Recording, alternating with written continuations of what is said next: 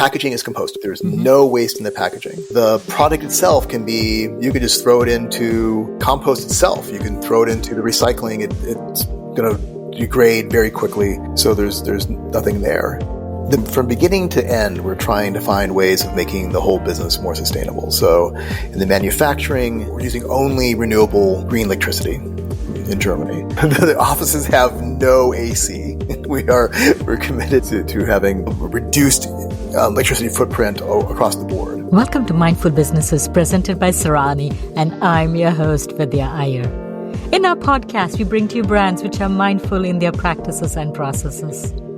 A mindful business adopts and employs sustainable social, economic, and environmental practices. Today, we have with us Patrick Graham, CEO of Unpaste, a zero-waste, all-natural replacement for your toothpaste. He joins us from Berlin, Germany. Welcome, Patrick. Thanks for having me. Oral hygiene is a very important part of our daily ritual. And it's not just for beauty or social reasons. Why is oral hygiene so important for our good health? Well, it's one of the places where we actually get the most bacteria build up in our bodies, especially in modern diets being really high in sugar. We end up with a lot of bad stuff in our mouths. And oral hygiene's been linked to strokes. It's been linked to all kinds of other diseases that we don't think of as being related to our mouths. So it's one of the easiest ways we can reduce the harmful bacteria that comes into our body. When was the first toothpaste introduced? I'm talking about the toothpaste in the tube or in the gel form that we see today. When was it first introduced? The first modern toothpaste is probably the teens or the 20s. Before that, people would scrape their teeth, sometimes with a baking soda or some kind of powder. And a lot of cultures start just scraping their teeth, brushing their teeth with certain kinds of plants. There's even one called a mishwak that's has a little bit of fluoride in it. It's common to see some cultures brushing their teeth with this. So before the toothpaste, there were maybe powders, there were twigs, there wasn't a toothbrush, there was a toothbrush, and then now we have this form of toothpaste, which is very, very convenient for oral hygiene. What are the ingredients in the toothpaste that we traditionally find in the brands we know, the Colgates, the Crest? So you get a lot of things in toothpaste, without going through a whole list of ingredients, that are designed to make it smooth and foamy. And they take a lot of water. They have a bunch of things that are actually not necessary for cleaning your teeth. One of the reasons we have Unpaste is that we didn't want to have anything extra.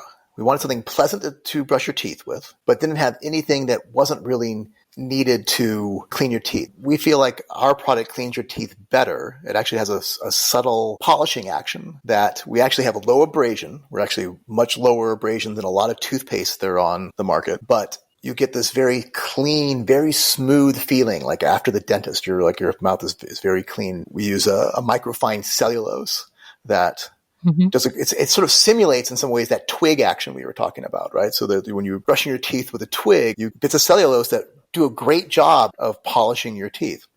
And so we're just a more convenient, more pleasant version of that in some ways. Yeah, traditional toothpaste, because it's in a paste, it ends up having to be in a tube for the most part. And those tubes are not recyclable. You're seeing some now that are made from recycled post-consumer plastics, at least partially, but I've not seen one that can claim to be recyclable or biodegradable. How does one use Unpaste? It doesn't come in a tube. So for a person who hasn't seen your product, what does Unpaste look like? It's just a small white tablet. Looks like an aspirin or a Tic Tac, a mint, a Tic Tac, maybe closer to like an Altoid, like a small Altoid. You put it into your mouth and you chew it for just a few seconds, and it becomes this sort of smooth paste in your mouth. And you just take your toothbrush, the regular wet toothbrush. We recommend something very soft bristled. The softer the bristle, the better the polishing action we get. And you brush your teeth like you would with any toothpaste. So why soft bristle? The soft bristle allows they get the material, the most importantly, the cellulose and the silica into all the parts around your teeth, into the interdental crevices. So it basically just does a better job of distributing the material across every tooth surface. What is there in Unpaste? You said cellulose. What are the ingredients in Unpaste, which are different from the traditional toothpaste? We don't have any foaming agents, right? Which is one of the main things, because that actually gets in the way of cleaning your teeth. The foaming agent is just a pleasant feeling in the mouth, right? It actually kind of or interferes with the action of any sort of anything that's just going to scrub your teeth. Mm-hmm. It's cellulose and baking soda, silica, and those are the main cleaning actions. There is a surfactant, sodium lauryl glutamate, and that just allows the product to get past anything that might be on the surface of your teeth. Mm-hmm. There's some flavoring. There's some mint flavor, some menthol, thickener, xanthan gum, which is common in all kinds of products. There's a bit of sweetener, there's stevia, and citric acid. I think that's all we've got. It's a very, very short list. Very short. Yeah. Yeah, as short as we can. I mean, it could be a shorter list, but then no one would use it because it would taste horrible. It's a really bad sensation in your mouth. It's interesting how different things can be used to clean your teeth. I always thought that you need the foam to clean your teeth, like you're washing your hands, you have the bubbles and your hands are clean. Once it's foamy and you rinsed it off. And that's sort of the feeling that I had. But I just remembered growing up, say you went for a sleepover and you forgot your toothbrush, we would actually just brush our teeth with a finger and salt and basically did what you're sort of saying. It just scraped off surface bacteria and salt kills a lot of the bacteria very easily. Yeah, it's very similar. Yeah. And I didn't think about the foaming thing till you mentioned, because you're always saying you need the foam. You have this foamy toothpaste that you want to spit out, and only then you feel that you're clean. But it's an unnecessary ingredient that you really don't need. You don't. And people like the foam. Don't get me wrong. Our product and these tablets in general, people are not used to it. Right. It doesn't act like the toothpaste they're used to. And so how do you educate them? So that was my question, right? So now people are used to picking up this tube. How do you teach them? Besides these videos, it's cumbersome for me to change. I'm used to what I'm doing. I'm not sure if this thing works, and I don't know. I really don't want to switch. I think our first message, we try to convince, we appeal to their sense of ecology, right? And that this is a better product for the environment, right? And then what I usually tell anybody who wants to try it is give it a few days. Because what you find is that after a few days, it seems pretty normal. It's not so strange. I find most people, within a week, they're like, oh, this is great. And partly because I also emphasize, pay attention to how your teeth feel afterwards. And there's a much cleaner feeling after Unpaste than there is after a toothpaste. It rinses better. It polishes better.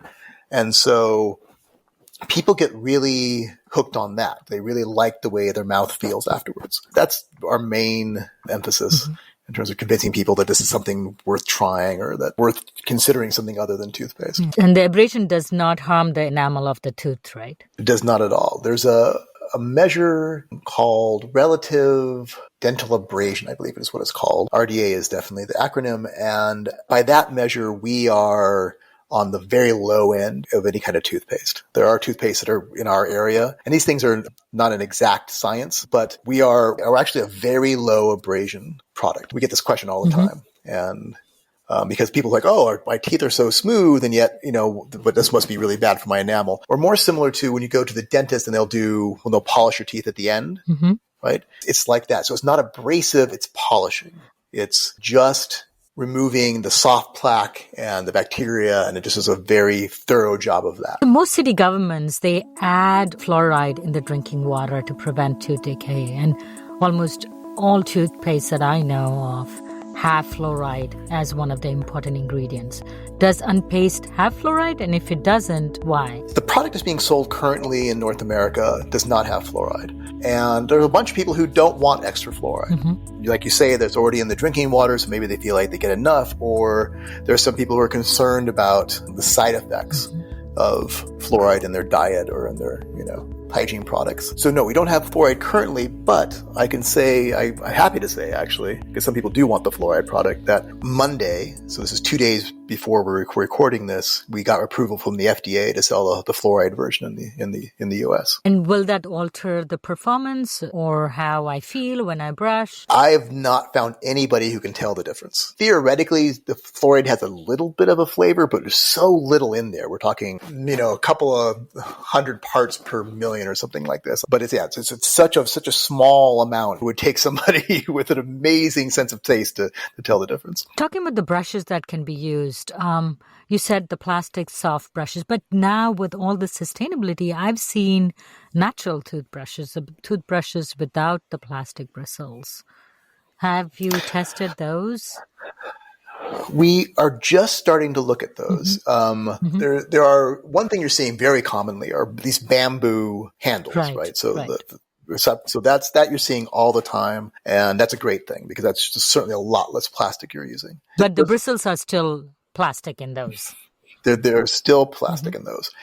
You see some that are made out of mineral oil. Now, those are better, but they don't really biodegrade. They have fewer byproducts from manufacturing, but they're still not a truly biodegradable product. We're actively looking for some sort of a truly effective bristle out of something plant-based, but we haven't found one yet. Actually, one of our guests, Almitra, they have a completely biodegradable toothbrush. Really? Yeah. I would love to know about that. I've not seen that yet. Their handles are made out of wheat straw, and their bristles are made out of bamboo fiber, which is interesting, and they are completely biodegradable. You can throw it in your compost bin. That's amazing. I'm very happy to hear about that. You'll definitely have to send me the link. We'd love to have that as part of our lineup here. There are so many different kinds of toothbrushes. In our quest to have these sparkling white clean teeth, we also want to automate it. For instance, a lot of my friends love their electric toothbrush. There are even startups which have these different kinds of toothbrushes. So my question to you is, does Unpaste work with any toothbrush? You're trying to disrupt the toothpaste market, which people are used to for about 80 years, I would say, using this toothpaste in this form. How does the Unpaste work with the electric toothbrush, for instance? It works fine with an electric toothbrush. The most important thing is the soft bristle, in that you get again, like we said earlier, we get the material of the tablet on every surface of the tooth. I personally feel, and this has been borne out with tests that have been done in Germany, that you don't need a big fancy toothbrush to clean your teeth properly. You just need to spend enough time and have a good dentifrice. You just need a good, something like Unpaste to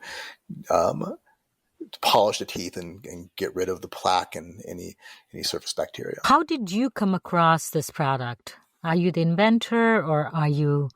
No, it was already being sold in Europe, and I am friends with someone who knows the person who came up with the product, and I just loved the idea, and I fell in love with the product right away, and they wanted someone to bring this product to the North American market, and I'm very happy they agreed to do it with me.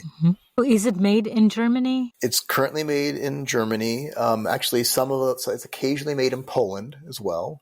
There's a few different sites where this is being manufactured. But we are working on, because it's a lot of material to send across the Atlantic, we're working on moving some of the manufacturing to the U.S. How is Unpaste sustainable, besides using just the basic ingredients that are required to keep your teeth clean and healthy?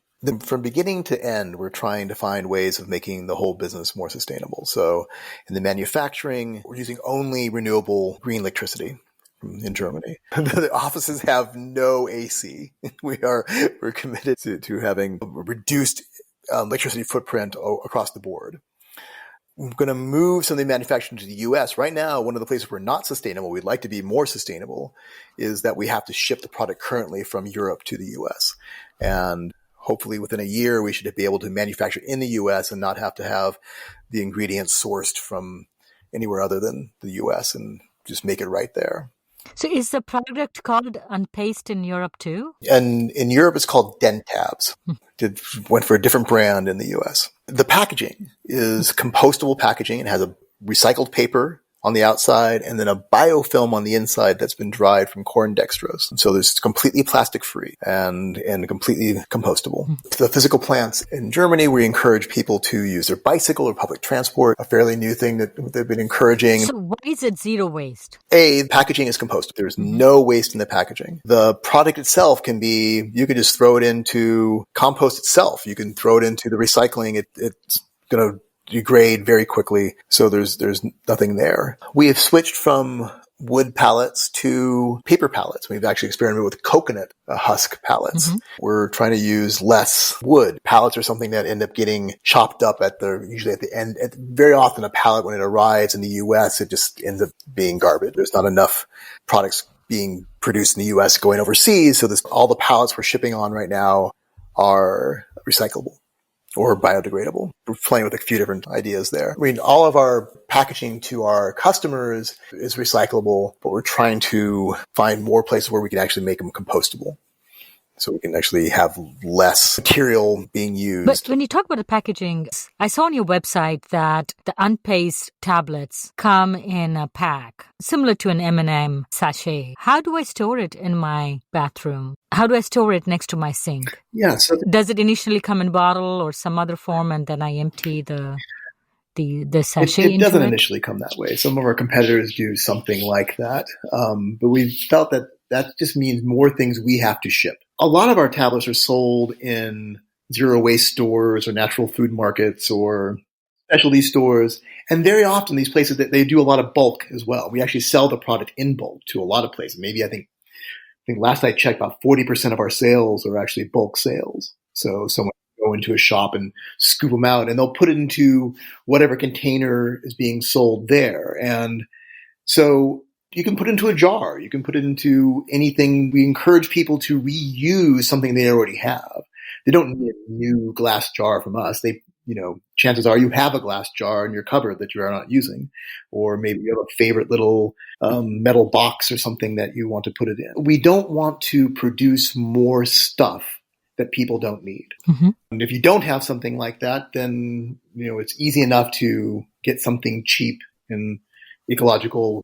So that's our approach to it. You mentioned it comes in flavors. Does it come in many flavors right now? No, it only comes in the mint at the moment. There's some new flavors coming up. We're still working out some of the kinks, but we're talking orange, we're talking berry, probably cinnamon. Some of these flavors we're aiming towards the latter half of the year to introduce. One of the environmental impact, which is obvious when we see your product, is that you don't have the plastic toothpaste tube. What is the impact of the plastic toothpaste tube, which we find in the market, on the environment? And how do you help eliminate that?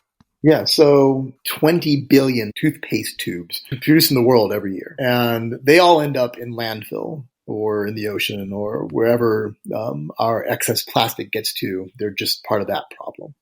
And so that's one of the main reasons we put in this compostable package, that these toothpaste tubes, they're worse than most plastic. You can't put anything back into them. It's not like you can reuse a toothpaste tube. You use it, you throw it away, and that's it. It becomes this permanent part of the planet, and we don't need more of that. Your impact would be, if you had to quantify it, give me some numbers. Oh gosh. So in the US, I would say that, in the last year, we have saved about 50,000 toothpaste tubes from being used. People have used our product in for that long, and that would be the equivalent of about 50,000 toothpaste tubes. How many years have you been in business? About a couple of years now? We have been Unpaste as a product in the US. We've been selling for a year and a half. Okay, so within a year and a half, you've had 50,000 tubes. We started to pick up. I said a year because that's been where we've had the majority of our sales is within the last year, last 12 months. Yeah, and coming back to the point, the toothpaste tube cannot be recycled because, when you throw stuff in your recycle bin, which you set outside on the curb, they don't want any food or anything stuck to it. It has to be clean. Otherwise, it messes up actually all the other recycling that you set out. So there's definitely that piece, but also the plastic they use in toothpaste tubes typically is just not even part of the recycling. Oh, okay. So okay. Even if you were to open the tooth, clean it out, and throw it in there, it's still the wrong kind of plastic. It's most flexible plastics like that are not recyclable. I saw on your website you had a variety of certifications. Why do you have them and what are they? So those certifications they're all European. So some of this is we want to show that, so we're free from animal cruelty and that it's certified vegan and that we're part of an industry and a community really that wants to be ecologically conscious and health conscious. And so these are certifications that were pursued to show that we're not just saying that we're good, that there are these independent organizations that can vouch for lower impact of our product and that they're healthy and they're cruelty free. How do you test the efficacy of Unpaste as against the traditional toothpaste? This was tested by the German equivalent of the ADA, the American Dental Association, some time back, and they said it was an effective teeth care product. You think these certifications help communicate to your consumers what sort of a brand you are? You're sustainable, you're natural, you are conscious brand.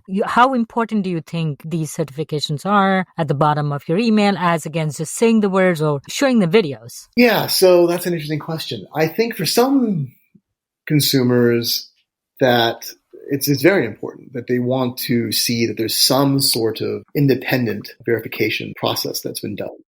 I think we have some North American consumers that very much like that this has gone through all this testing and certification in Europe, where the standards tend to be higher. We're still looking into US certifications, but we're happy to have the European ones because they are, for the most part, a more stringent process to get through. Definitely have more things that are disallowed compared to what we allow in our beauty products and cosmetics. Definitely. So we record this episode on May 6, 2020. We are in the throes of the pandemic. How has your business, a new business, just about a year old, been impacted? How has it changed? How have you adapted? It must be quite a struggle. Certainly we've had an impact, and certainly our retailers have had a slowdown in their business, so we're selling less. Just from a purely commercial point of view, we're lucky in that we're selling something you clean your teeth with. Everybody cleans their teeth.